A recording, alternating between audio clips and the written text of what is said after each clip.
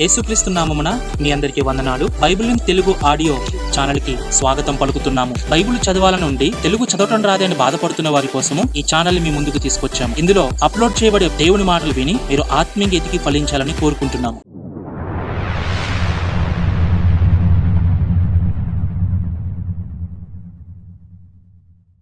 యెహోషువ 9వ అధ్యాయం.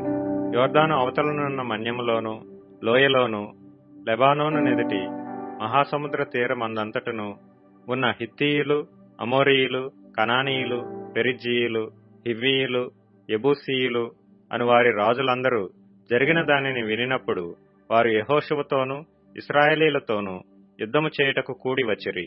యెహోషువ యెరికోకును హాయికిని చేసిన దానిని గిబియోను నివాసులు వినినప్పుడు వారు కపటోపాయం చేసి రాయబారులమని వేషము వేసుకొని బయలుదేరి తమ గాడిదలకు పాత గోనెలు కట్టి పాతగిలి చినిగి కొట్టబడియున్న ద్రాక్షరసపు సిద్దెలు తీసుకొని పాతగిలి మాసికలు వేయబడిన చెప్పులు పాదములకు తొడుగుకొని పాత బట్టలు కట్టుకొని వచ్చిరి.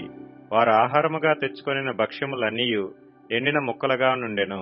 వారు గిల్గాలు నందలి పాడెంలోనున్న యెహోషువ యొద్దకు వచ్చి, మేము దూరదేశము నుండి వచ్చిన వారము, మాతోనొక నిబంధన చేయుడని అతనితోనూ ఇశ్రాయేలీయులతోనూ చెప్పగా, ఇశ్రాయేలీయులు, మీరు మా మధ్యన నివసించుతున్నవారేమో, మేము మీతో ఎలాగు నిబంధన చేయగలమని ఆ హివ్వీయులతో ననిరి. వారు, మేము నీ దాసులమని యెహోషువతో చెప్పినప్పుడు యెహోషువ, మీరు ఎవరు, ఎక్కడి నుండి వచ్చితిరి అని వారిని అడుగగా, వారు, నీ దేవుడైన యెహోవా నామమును బట్టి నీ దాసులమైన మేము బహు దూరము నుండి వచ్చితిమి. ఎలయనగా ఆయన కీర్తిని, ఆయన ఐగుప్తులో చేసిన సమస్తమును యోర్దానుకు అద్దరినున్న హెష్బోను రాజైన సీహోనును, అష్తారోతులోనున్న బాషాను రాజైన ఓగు అను అమోరీయుల ఇద్దరు రాజులకు ఆయన చేసినదంతయు వింటిమి. అప్పుడు మా పెద్దలను, మా దేశ నివాసులందరూ మాతో, మీరు ప్రయాణము కొరకు ఆహారము చేత పట్టుకొని వారిని ఎదుర్కొనబోయి వారితో, మేము మీ దాసులము గనుక మాతో నిబంధన చేయుడి అని చెప్పుడి అనిరి. మీ యొద్దకు రావాలనని బయలుదేరిన దినమున మేము సిద్ధపరచుకొని మా ఇండ్ల నుండి తెచ్చుకొనిన మా వేడి భక్ష్యములు ఇవే. ఇప్పటికీ అవి ఎండి ముక్కలాయెను. ఈ ద్రాక్షరసపు సిద్దెలను మేము నింపినప్పుడు అవి క్రొత్తవే, ఇప్పటికీ అవి చినిగిపోయెను. బహుదూరమైన ప్రయాణము చేసినందున ఈ మా బట్టలను చెప్పులను పాతగిలిపోయినని అతనితో చెప్పిరి. ఇశ్రాయేలీయులు యెహోవా చేత సెలవు పొందకయే వారి ఆహారంలో కొంత పుచ్చుకొనగా, యెహోషువ ఆ వచ్చిన వారితో సమాధానపడి వారిని బ్రతుకనిచ్చుటకు వారితో నిబంధన చేసెను. మరియు సమాజ ప్రధానులు వారితో ప్రమాణము చేసిరి.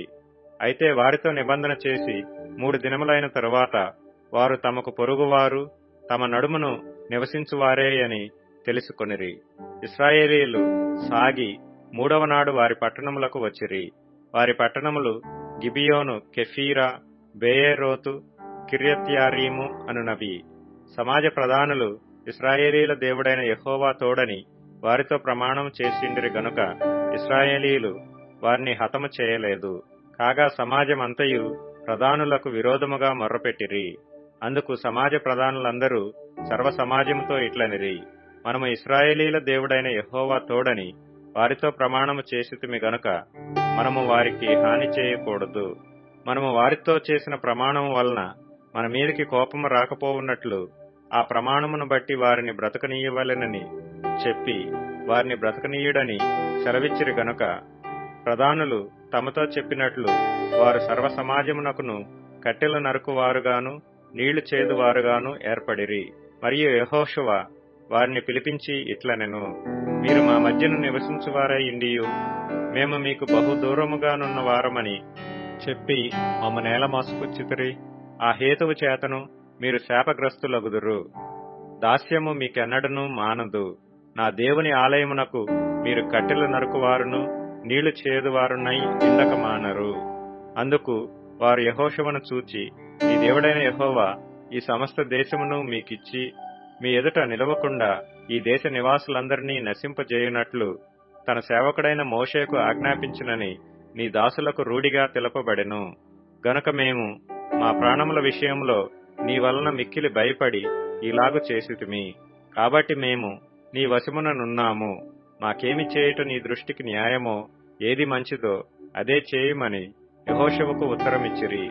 కాగా అతడు అలాగు చేసి ఇశ్రాయేలీయులు గిబియోనీయులను చంపకుండా వారి చేతులలో నుండి విడిపించెను. అయితే సమాజము కొరకును యెహోవా ఏర్పరచుకొను చోటున నుండు బలిపీఠము కొరకును కట్టెలు నరుకువారుగాను నీళ్లు చేదువారుగాను యెహోషువ ఆ దినమందే వారిని నియమించెను.